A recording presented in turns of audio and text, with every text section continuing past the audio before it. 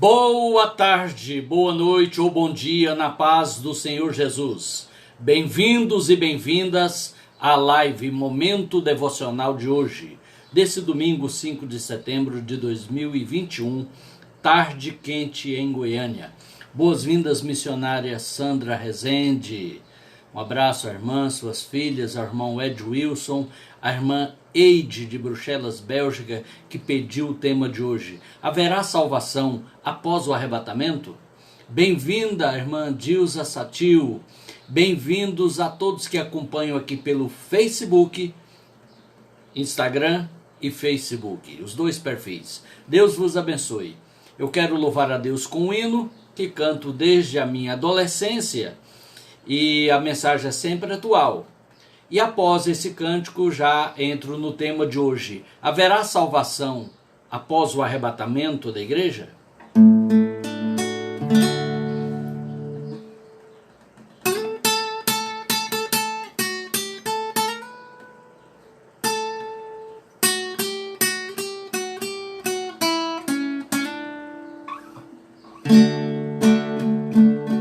Na vinda de Jesus, quanta surpresa, tristeza e pavor para quem ficar. Notícias e manchetes nos jornais, o rádio e a televisão no ar. Um acontecimento nunca visto, o mundo em breve vai passar. Aqueles que zombaram e riam de nós, desesperados põem-se a perguntar: o que aconteceu com minha esposa? No leito só ficou o seu lugar. Na firma, meus colegas que eram crentes sumiram e ninguém sabe onde está. O filho não regressou para casa, o esposo desapareceu do lar. Nas conduções sumiram passageiros, desastres pela terra e no ar.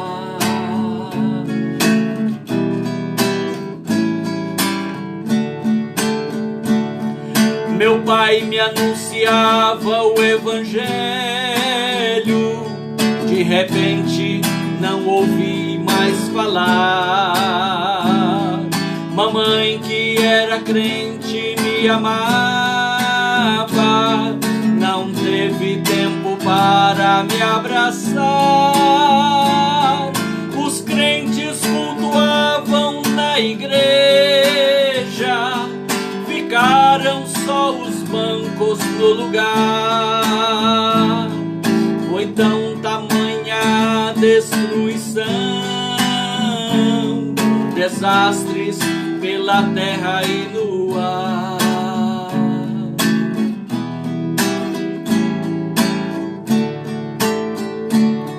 Mas vai aparecer quem já foi crente, só esses que saberão explicar o que vocês acabaram de ver. Eu mesmo já usei muito pregar, fiquei, pois desviei-me do evangelho, e arrependido posso afirmar: foi Cristo que arrebatou a igreja.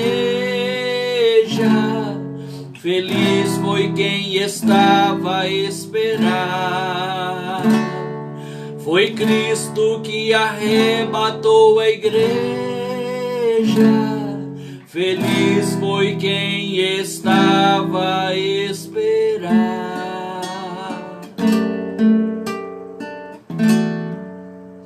Amém, graças a Deus. Boas-vindas, Dr. Nelson da Badia Gomes, engenheiro da CELG. E aí, meu irmão, tudo na santa paz? Bom domingo para você e para toda a família. Obrigado pelo prestígio da sua companhia na nossa live de hoje. Bem, deixando de lado aqui, só por um momento, o amigo violão. Vamos então ao tema de hoje. É uma pergunta recorrente por quem estuda a Bíblia, por quem se preocupa com esse tema. Haverá salvação após o arrebatamento da igreja? Obviamente, essa é uma pergunta feita por pré-tribulacionistas. Porque com relação à grande tribulação, existem principalmente 3 correntes de interpretação. Vou começar da última para a primeira. A última são os pós-tribulacionistas. A palavra pós quer dizer posterior, depois. Que acreditam que a igreja passará por todos os 7 anos da grande tribulação e então ela será arrebatada ao encontrar com Cristo nos ares, já vindo em glória também, para o mundo inteiro. Os meso, latim, meio, intermediário. Os mesotribulacionistas acreditam que a igreja sofrerá as angústias da grande tribulação até a sua metade, quando então ela será arrebatada. E os pré-tribulacionistas, é o meu caso, acreditamos que a igreja será arrebatada, o arrebatamento se dará antes da grande tribulação, dos 7 anos da grande tribulação, descritas no livro do Apocalipse, sustentada também por outras passagens do Antigo e do Novo Testamento, e que, portanto, a igreja de hoje, a igreja vencedora, triunfante, preparada, não passará pela grande tribulação. Ela será tirada, poupada da grande tribulação. Postas essas informações, a pergunta que permanece é: então, considerando o conceito pré-tribulacionista, da igreja arrebatada antes da grande tribulação, então, durante a grande tribulação, quando a igreja já terá sido arrebatada, ainda haverá salvação para aqueles que ficarem, que não forem arrebatados? Eu devo confessar que por influência de ensinadores, eu durante vários anos de estudante da Bíblia, eu acreditava que não. Mas sem consultar, acreditava porque outros disseram não. Depois da grande tribulação, depois do arrebatamento e durante a grande tribulação, não haverá salvação de forma alguma. É o conceito ultra restrito, para ninguém. Porque assim como a porta da arca de Noé foi fechada e ninguém mais se salvou, a porta da graça também se fechará após o arrebatamento da igreja e ninguém poderá ser salvo, porque a salvação é só pela graça. E de fato, a salvação é só pela graça. Mas a gente pode observar, e essa é a minha proposta para hoje, atendendo e com alegria e prazer o pedido da querida irmã Eide Pereira da Silva, amiga, irmã em Cristo, que reside em Bruxelas, Bélgica, que está aqui no Brasil por uns dias, no colo da mamãe, mas ela fez essa pergunta na live de anteontem e eu me comprometi em responder. Então estou aqui para, junto com vocês, discutir esse tema. Bem-vindo, Édula Carvalho, errando o nome da minha amiga, da minha irmã. Bem-vinda, irmã Nilva Leão. Bem-vinda, irmã Eide. Chegou, irmã Eide. Seu tema hoje, irmã Eide: haverá salvação após o arrebatamento?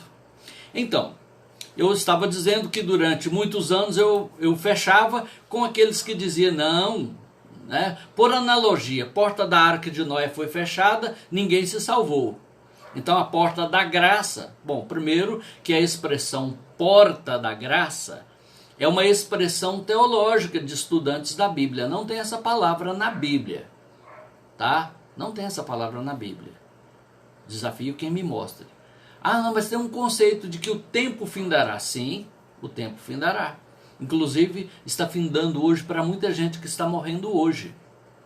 E após a morte, não há oportunidade de buscar a salvação. Biblicamente, não. Pode ser que alguma religião aponte essa possibilidade por sua conta e risco, mas biblicamente não tem essa possibilidade. Então, a salvação é só pela graça em qualquer tempo, antes, durante ou até depois da grande tribulação. Sempre será pela graça.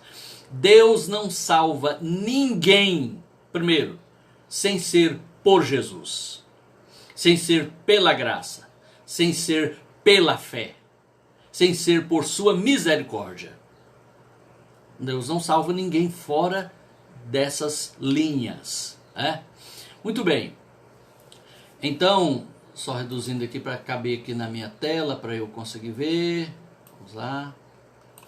Só mais um momentinho, deixa eu reduzir aqui o tamanho para caber na minha tela, porque está de trás dos aparelhos que estão transmitindo aí para as redes sociais. Então vamos lá. Eu quero ler inicialmente um texto que está no livro de Atos dos Apóstolos, capítulo 2, que são os versos 20 e 21, que diz assim: o sol se converterá em trevas e a lua em sangue, antes de chegar o grande e glorioso dia do Senhor, com D maiúsculo. E acontecerá que todo aquele que invocar o nome do Senhor será salvo. Observe que esse texto aqui, o discurso de Pedro, em Atos 2, no dia de Pentecostes, se refere à vinda de Jesus em glória, o dia do Senhor. Dia, aí com D maiúsculo, significando um tempo especial do tratamento de Deus com a humanidade, e não um período de 24 horas. E nesse período, que é dos cataclismas cósmicos e do grande sofrimento universal na Terra, chamado de os flagelos, as pragas descritas em Apocalipse, no livro de Apocalipse, está falando de salvação. Olha aí. E acontecerá que todo aquele, sem acepção de pessoas, que invocar o nome do Senhor será salvo. Mas devo adiantar que esse invocar o nome do Senhor custará a vida física, porque vai atrair para si a ira, a fúria, a perseguição diabólica do anticristo, que exigirá toda a adoração e o controle total das mentes humanas, do comércio, da adoração, de tudo. Mas a pessoa não será salva por sua morte. Sempre foi e sempre será pela morte de Cristo, o Cordeiro substitutivo. Está compreendendo até aí? Bem-vinda, Elmirene Santos. Bem-vinda, querida Suelma. Muito bem.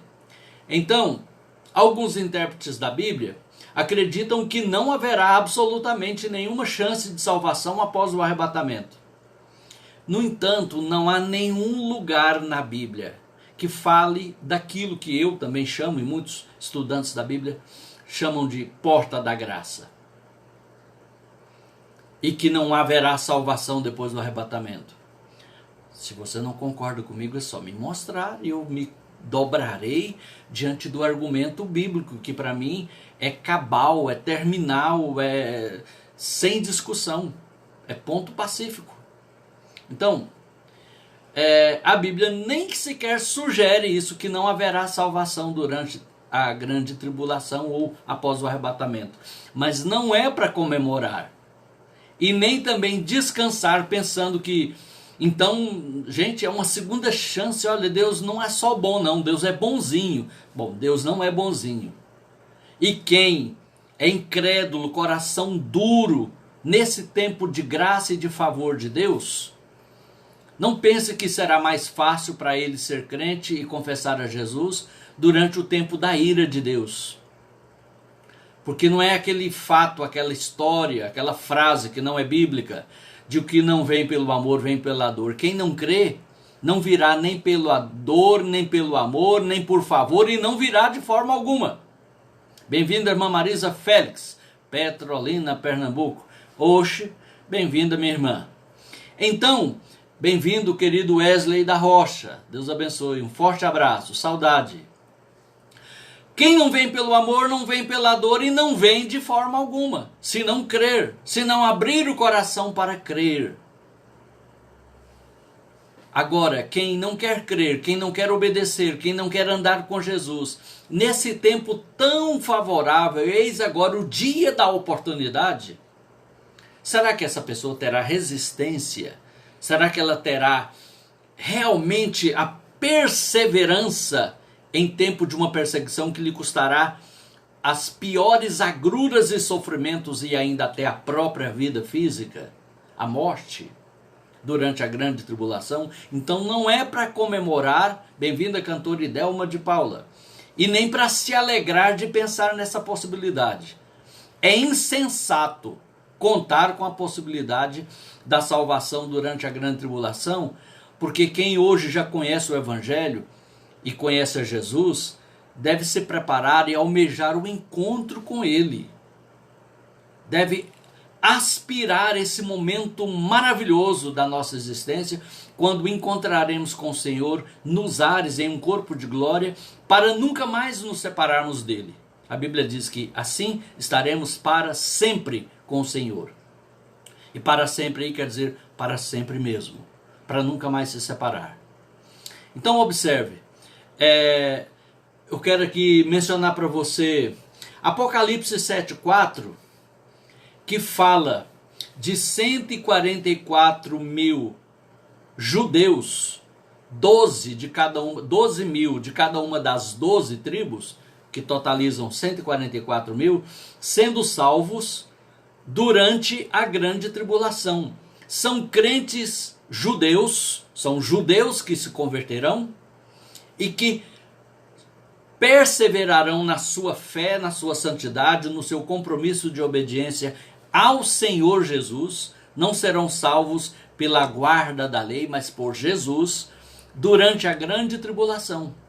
É um grupo específico, são judeus, não são de alguma agremiação religiosa existente aí, como querem fazer crer alguns pregadores dessas religiões.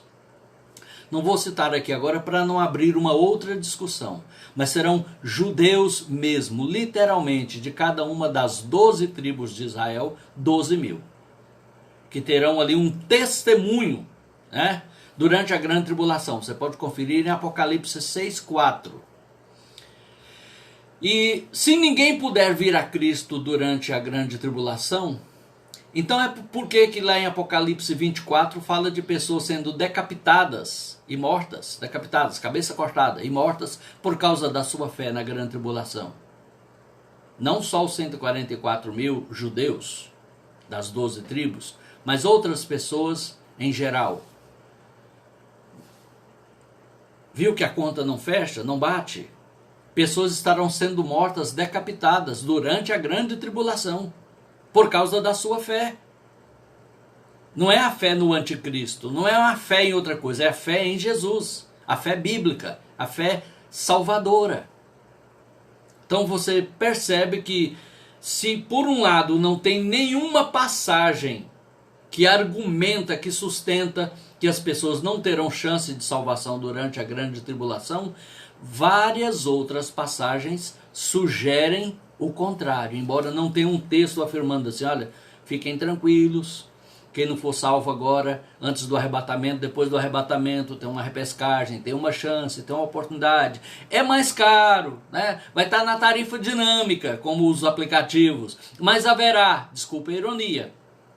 Não é para comemorar, mas também não podemos afirmar que não haverá quando a Bíblia aponta fatos. Eu citei 2 referências, mas vou citar mais daqui a pouco, de pessoas sendo salvas durante a grande tribulação. Mas agora, queridos, permita-me mais uma vez usar a analogia e a ironia. Se você pode ir agora, se você pode ir, por exemplo, a algum lugar, visitar um parente aqui na cidade, por um aplicativo, aí, Uber 99, InDrive 55, outro que tem aí na sua região. E você vai agora com uma tarifa até com desconto. Está até mais barata do que a passagem de ônibus, como já chegou a ser. E você deixa para ir naquela hora limite que ela está 4 até 5 vezes mais alta do que o normal. E o seu dinheiro não dá e você vai ter que ir a pé. Ou então não vai. Né? Então é tempo de preparação, é tempo de santificação, é tempo de lavar as vestes no sangue do Cordeiro, porque o sangue humano, a morte, o martírio não salva ninguém. Porque senão Deus não precisaria ter enviado o seu Filho, se fazer carne, se fazer homem e morrer em nosso lugar. Quem salva é só Jesus, sempre, sempre, sempre e para sempre.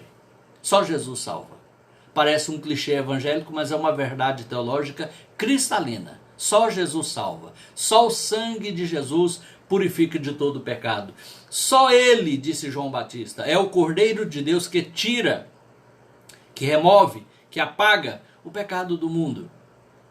Então, busquemos ao Senhor enquanto se pode achar, invoquemo-los enquanto está perto. E eu quero aqui apresentar agora 2 conceitos acerca disso. Eu mostrei o conceito ultra restrito, né? Que ninguém vai ser salvo, porque assim como a porta da arca de Noé foi fechada e ninguém mais entrou e se salvou, assim também a porta da graça vai se fechar e ninguém poderá ser salvo depois da vinda de Cristo, do arrebatamento da igreja.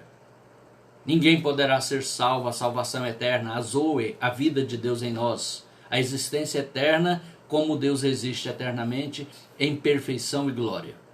Bom, agora o outro conceito, que é o conceito semi-restrito, parcialmente restrito ou limitado.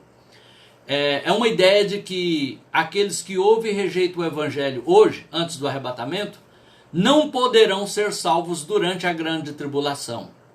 Aqueles que argumentam dessa forma, eles usam o seguinte argumento: que quem vai ser salvo durante a grande tribulação é quem nunca ouviu o evangelho, porque quem já ouviu e endureceu o coração, esse coração não vai amolecer para crer em Jesus depois. Eles já selaram a sua condição espiritual de perdidos. Olha os textos de prova, entre aspas, que aqueles que esposam essa crença, esse conceito, anunciam para sustentá-lo. 2 Tessalonicenses 2, do 9 ao 11, que lá diz que o anticristo fará milagres e sinais e prodígios da mentira para enganar os que perecem, e que o próprio Deus vai enviar-lhes a operação do erro para confirmá-los em sua incredulidade. E a razão que esses apresentam é que não receberam o amor da verdade para serem salvos. Então, como eles endureceram o coração agora, esse coração ficará endurecido, Deus vai enviar a operação do erro, e eles vão crer nos sinais e prodígios da mentira do anticristo, que os fará segundo o poder do diabo, de Satanás, e não crerão de forma alguma no evangelho durante a grande tribulação ou após o arrebatamento da igreja. Bom, é claro que eu acredito que aquele que tem um coração duro hoje, ele vai continuar com o coração duro, a dureza de coração. A Bíblia diz, olha, hoje se ouvirdes a sua voz, não endureçais o vosso coração. Lembra do povo de Israel no deserto? Pensa que todos aqueles que sofreram no deserto se converteram? Não, o coração se endureceu, eles blasfemaram, praticaram idolatria, desrespeitou a liderança do Senhor através de Moisés e pereceram no deserto. A Bíblia fala que durante a grande tribulação, mesmo em meio a uma indescritível tribulação, os homens erguerão as suas vozes, escancararão as suas bocas contra o Deus do céu e proferirão blasfêmias. Tipo, vão xingar, blasfemar de Deus. Não é essa dor, não é esse sofrimento que vai me fazer gostar de ti não, Senhor. Deus não existe, se existe não gosta de ninguém, é mau, é errado, é injusto, e vão blasfemar contra o Deus Todo-Poderoso. Então vê que o sofrimento não salva ninguém. O único sofrimento que salva é o de Cristo por nós, substitutivo na cruz do Calvário. O nosso sofrimento só é sofrimento mesmo, não é salvação. Talvez nos ensine alguma coisa quando aplicamos o coração a entender e a aprender, mas não salva ninguém. Como também o choro não salva, a oferta não salva, a religiosidade, o sentimento religioso não salva. Bom,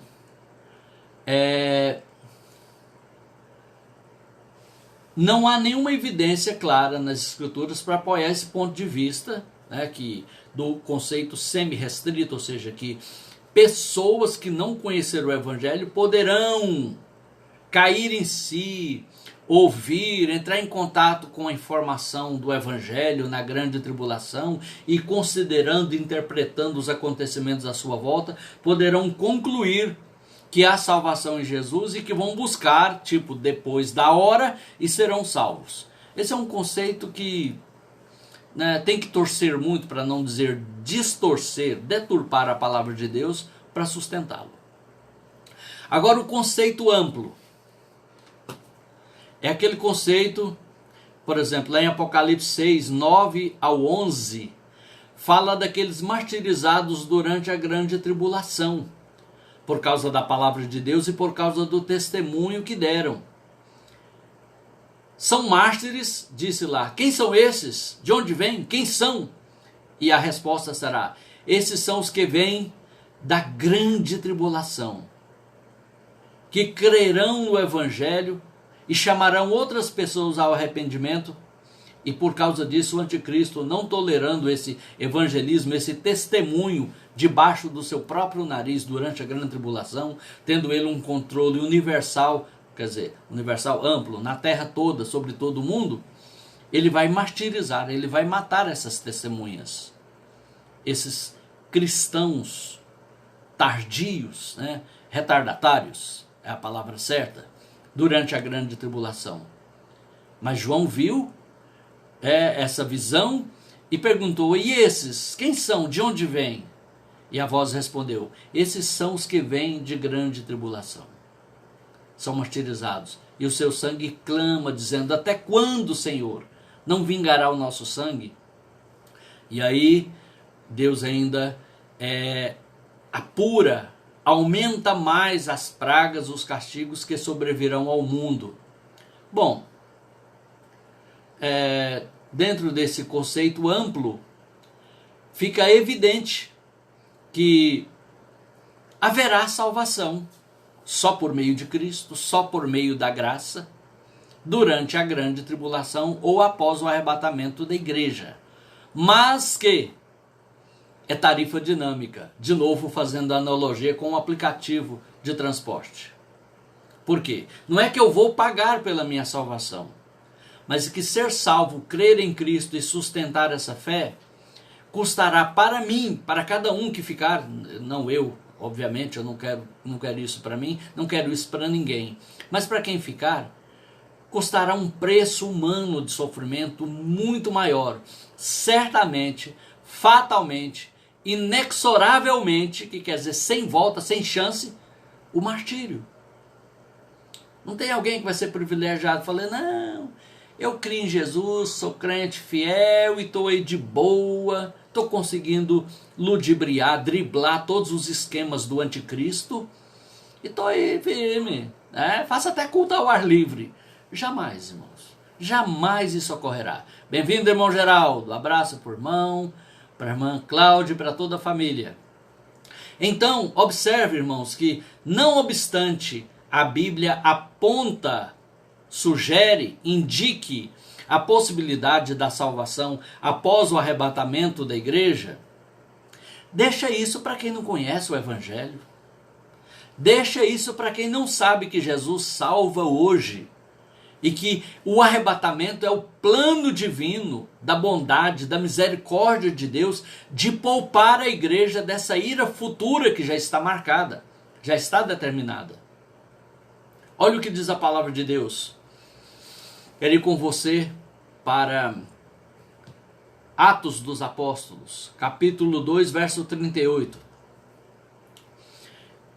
Até o arrebatamento da igreja, que pode acontecer a qualquer hora, não há nenhum sinal, nenhuma profecia mais para se cumprir, para falar, ó, isso tem que acontecer primeiro para Jesus vir e arrebatar a igreja. Eu te digo como estudante da Bíblia há quase 50 anos, desde a minha infância, não tem.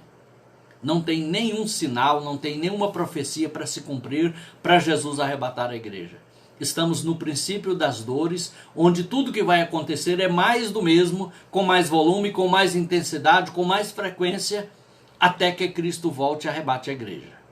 Aí sim, depois do arrebatamento da igreja, existem os fenômenos proféticos, cósmicos, terrenos, que vão acontecer ao mundo inteiro, conforme descritos no livro do Apocalipse. Mas para a igreja ser arrebatada é a qualquer momento mesmo, de fato. A qualquer momento. Mas até que esse momento chegue, a pessoa se arrepende dos seus pecados, é batizada. Todo aquele que crer e for batizado será salvo. Foi o que Jesus disse. E Pedro também disse lá em Atos 2,38.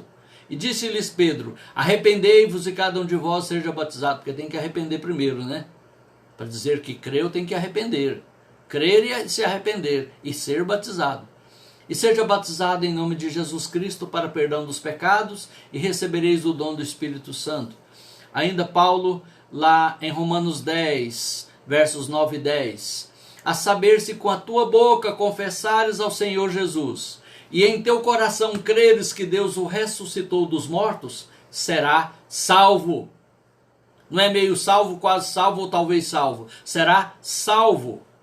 Visto que com o coração se crê para a justiça e com a boca se faz confissão para a salvação. E pronto, a operação é efetuada com sucesso. Pode não sofrer, pode ficar uma vida cristã até relativamente confortável nos dias de hoje, né?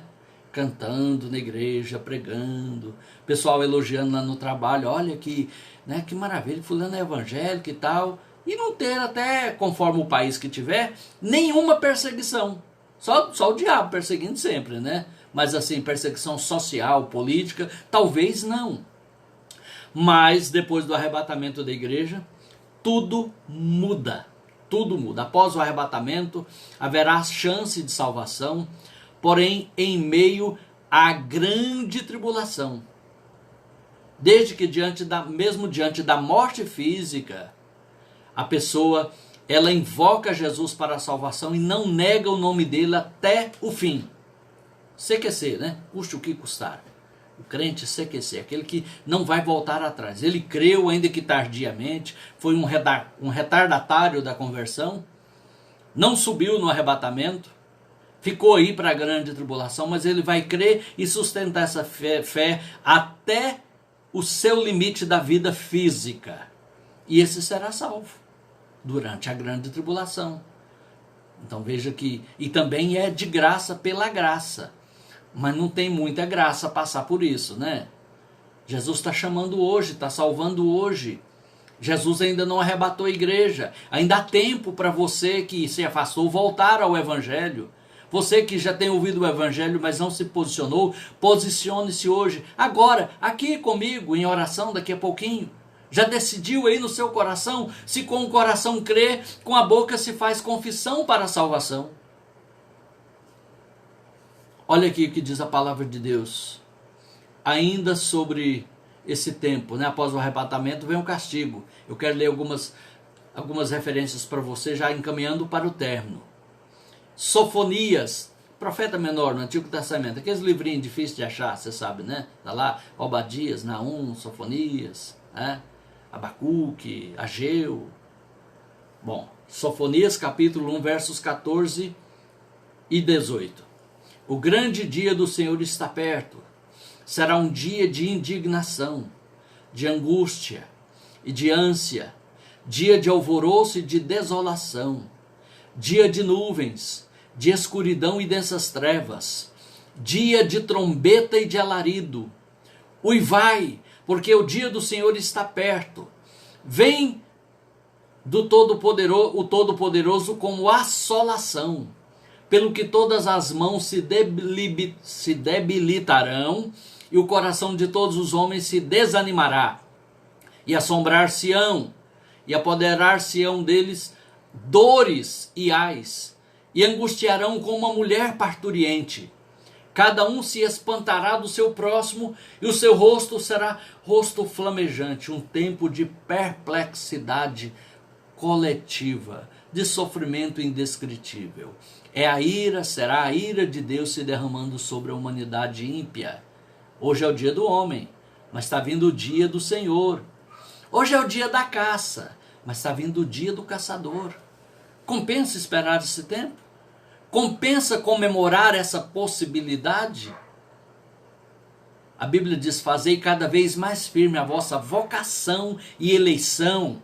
Desenvolvei a vossa salvação com temor e tremor. Porque Deus é que opera em vós tanto o querer quanto o realizar. Ou seja, é garantido o sucesso se eu me coloco na guia, na direção, no agir de Deus em mim. Está garantido o êxito, porque Ele que opera o querer e o realizar. Mas não é por obras de justiças nossas, próprias, por sentimentalismo religioso, é pela graça, pela misericórdia de Deus. Mas é hoje, é um tempo favorável, é o dia da oportunidade, é um tempo aceitável. Nunca foi e nunca será tão fácil como hoje ser salvo em Cristo. Porque a tendência é ficar mais difícil e na grande tribulação nem se fala. Olha o tempo aí. As pessoas dizem aqui, olha, as mãos se debilitarão, as mãos vão ficar fracas, o coração se desanimará, as pessoas ficam assombradas, atemorizadas com dores e ais, angústia como uma mulher de parto. As pessoas se espantarão ao olhar uma para as outras. Sabe, é um tempo muito difícil de ter um coração firme para crer e sustentar a fé. O desafio será enorme. Eu não posso nem mensurar esse desafio. Então é hoje o tempo. O arrebatamento é a maneira que Deus criou, que Deus planejou para livrar a igreja da grande tribulação, da grande ira do Senhor que cairá sobre toda a terra. Olha esses textos aqui que eu separei para compartilhar com você. Apocalipse 3:10. Como guardastes a palavra da minha paciência, também eu te guardarei da hora da tentação, outra versão diz provação, outra versão diz tribulação, que há de vir sobre todo mundo para tentar provar os que habitam na terra. Apocalipse 3:10. Ainda 1 Tessalonicenses 5:9 e 10. Porque Deus não nos destinou para a ira. O plano, o projeto de Deus para nós, como igreja, não é a ira, que é o tempo da grande tribulação, mas para a aquisição da salvação por nosso Senhor Jesus Cristo, que morreu por nós, para que quer vigiemos, quer durmamos, vivamos juntamente com Ele. Apocalipse 6:17. Porque é vindo o grande dia da sua ira, e quem poderá subsistir? Será que esses cristãos nominais de hoje, que, bem-vinda Maria Rosa, por qualquer coisinha, desanima da fé, desiste de Jesus, do evangelho, da caminhada da vida cristã, por coisinhas, por minúsculas, minúcias, porque não foi reconhecido na igreja local, não foi paparicado pelo pastor ou por uma liderança, não foi reconhecido o seu trabalho, não foi ajudado pela assistência social da igreja, por coisinhas.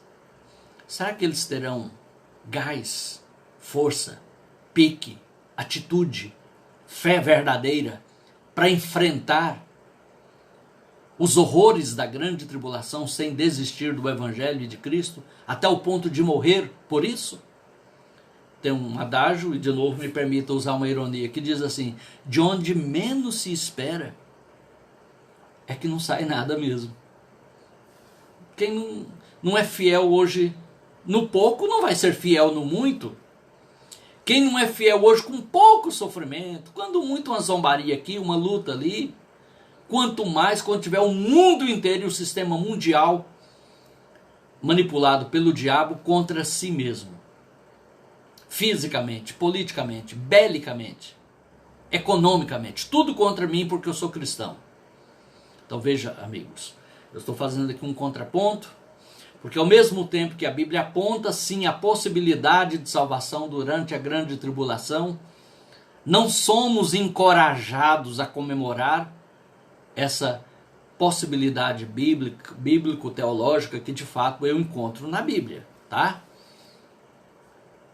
Eu quero terminar nesta hora dando boas-vindas à pastora Maria Abadia, Maria Rosa já cumprimentei, Deus abençoe, e quero deixar para todos o versículo 10, 1 Tessalonicenses 1:10.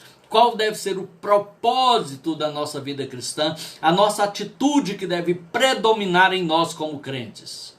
Aqui diz: e esperardes do céu a seu Filho, a quem ele ressuscitou dentre os mortos. Falei o nome para mim, você sabe, né?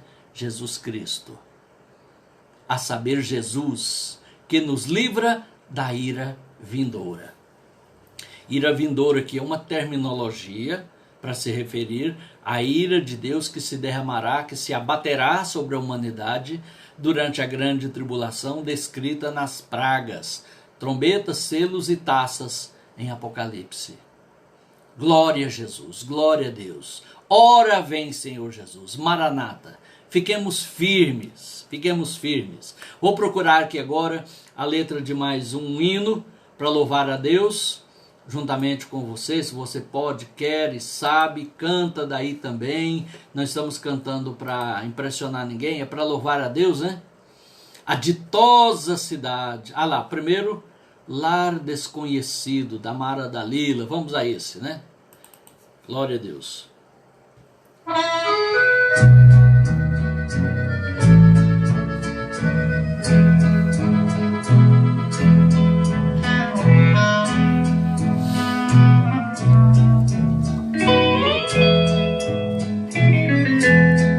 Eu tenho um lar desconhecido deste mundo, que Jesus foi preparar para mim, em um país de novo céu e nova terra. Não tem pecados e nem dor, enfim.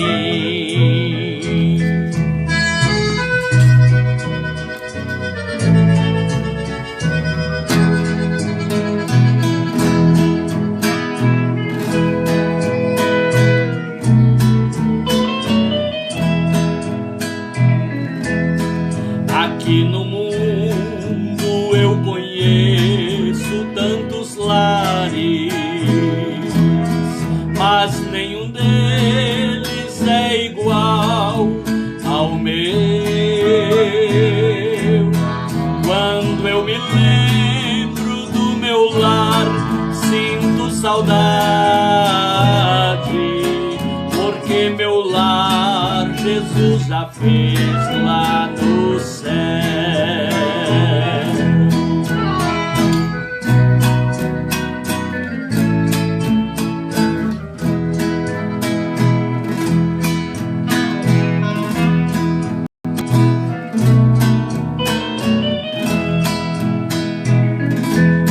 Jesus subiu para o céu triunfante, e o meu lar ele já foi preparar. Agora estou sempre, sempre esperando o dia alegre em que ele vem me buscar.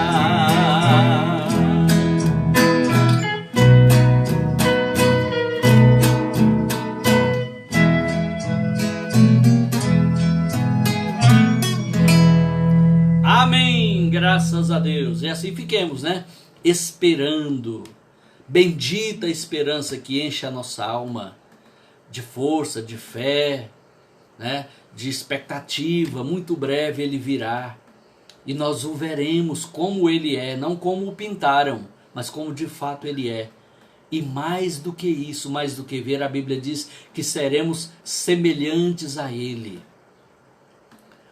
Porque estaremos num corpo de glória como Ele é, porque seremos glorificados. Então, num corpo de glória, nós poderemos vê-lo como Ele é. Glória a Jesus, graças a Deus. Eu gostaria de orar com você nessa hora, querido irmão, querida irmã. E eu convido então você nesse momento, já está chegando aí a nossa trilha de oração. Vamos orar a Deus.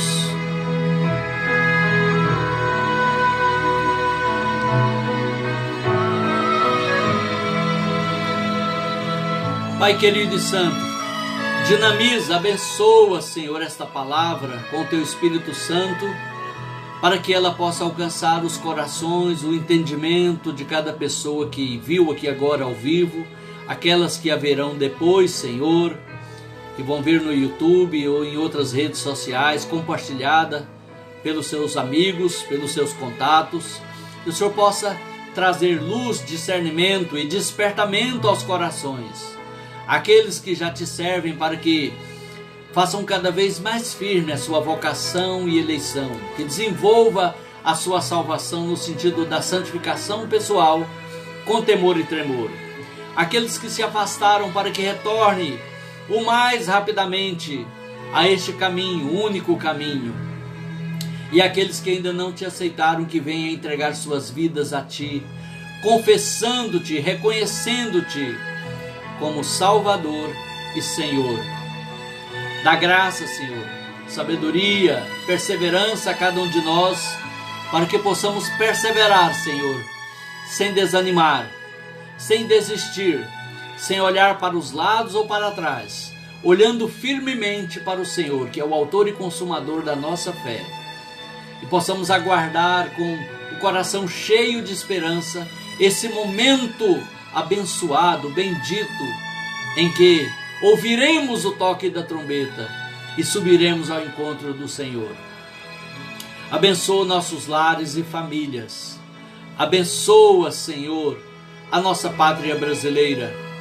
Nesses dias turbulentos, de expectativas sombrias, Senhor, tem misericórdia, estende tuas mãos para dar a cada um de todos nós, desde o mais pequeno até a mais alta autoridade, o discernimento, a sabedoria, o temor necessário, para que cada um de nós façamos o que devemos fazer, com temor a Ti, com gratidão, com respeito ao outro, com respeito às leis. Ó Deus, também salva a nação, salva, Senhor, a nação brasileira, que a luz do Teu Evangelho alcance mais e mais vidas, banindo as trevas da escuridão, da cegueira, do satanismo, da idolatria, da feitiçaria, da incredulidade, da oposição, do espírito que se opõe ao Evangelho. Também, por misericórdia, eu te peço, Senhor, faz cessar essa pandemia. Consola os tantos corações enlutados, ó Deus. Socorre, Senhor, tanta gente sem renda, sem condições dignas, Senhor, atingidos por essa pandemia. Tem misericórdia. É a minha oração no nome do Senhor Jesus. Amém e graças a Deus. Muito obrigado, querido irmão, querida irmã, por sua companhia, pelo prestígio da sua audiência aqui nessa tarde. Espero que, assim como foi para a irmã Eide, que está dizendo aqui, para você também tenha sido esclarecedor. Se você quiser cópia em formato PDF ou em formato Word dessa palestra, eu terei o imenso prazer de compartilhar com você. É só me pedir no privado, tanto do Instagram quanto do Facebook, ou se você já tem também o meu WhatsApp, e eu vou compartilhar com você com todo prazer e alegria, porque eu estou aqui para isso, para servir. Deus abençoe a todos, fiquem todos na paz do Senhor e um bom final de domingo para você.